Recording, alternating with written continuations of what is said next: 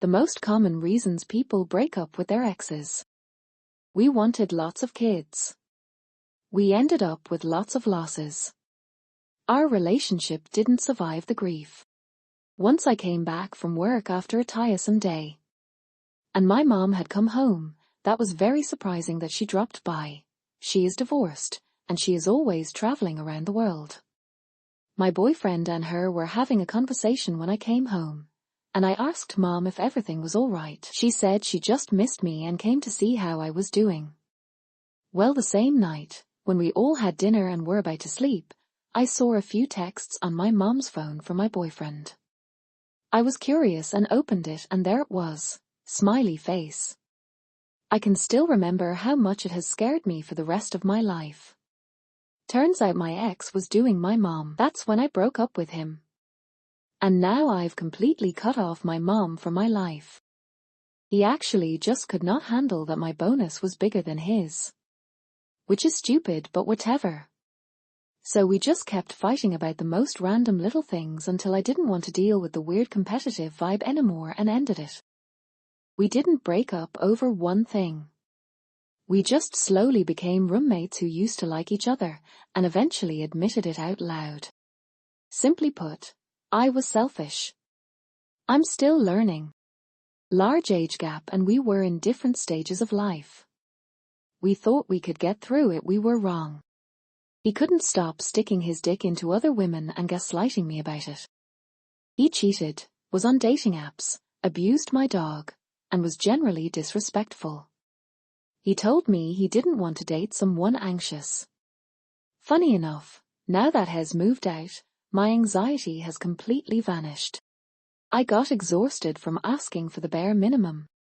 I wanted a serious relationship, she wanted a casual relationship, and I only found that out after dating her for several months. He was controlling and practically parenting me. She enjoyed throwing dishes at my head and hitting me with a broomstick. He was mentally abusive and just didn't want to spend time together.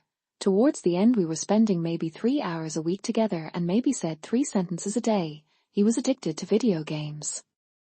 I am not talking maybe 2 to 3 hours a night more from when he finished work till 12 a.m., then weekends 8 a.m. till 4 a.m. He didn't keep his promise. We were long distance. I waited for him to book a ticket, but all he gave me was reasons why he can't book a ticket to see me in the Philippines. Ever since that day, it made me mentally checked out and exhausted from repeating myself over and over again. Almost 5 years down the drain. That was a very hard lesson, for me to never do long distance anymore. I wished he just told me that he doesn't see a future with me, instead of giving me false hope. But yeah, it is what it is. Life goes on.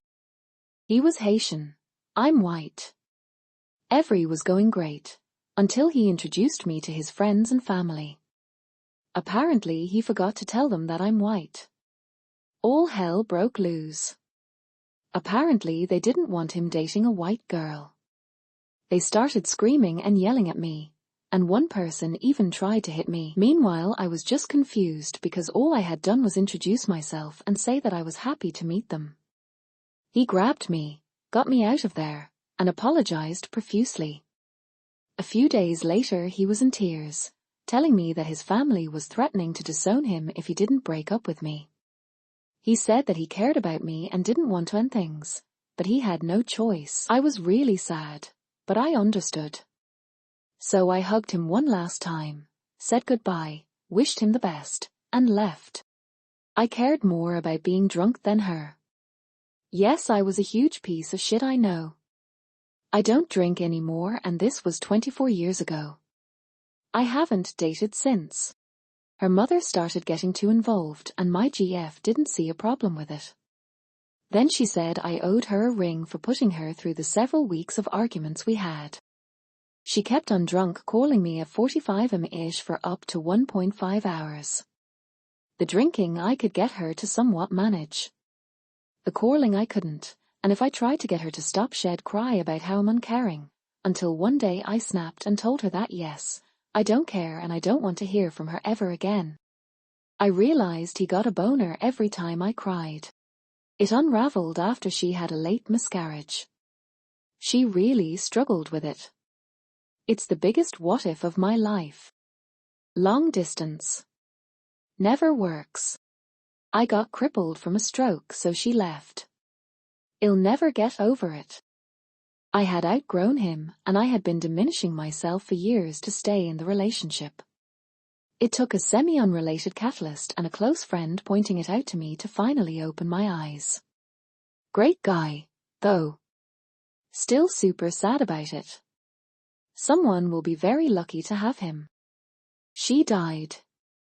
I mean, we were married for 25 years, so I feel like I would be ungrateful not to acknowledge that. That was over 12 years ago, and I still miss her. Because she didn't know how I like my coffee. I like mine like I like my woman without someone else's dick in it. He cheated literally within barely 2 months of long distance. Found out from a hey girly DM the day I got back from visiting him in his country for a week and meeting all his family and friends. Never again. We were friends for about 3 years, then finally started dating. 6 months in, he got into a really bad car accident. Head injury, some memory loss, lost a lot of blood. I could tell something was off with us after that, and asked him about it. He said he doesn't remember being in love with me. Broke my heart.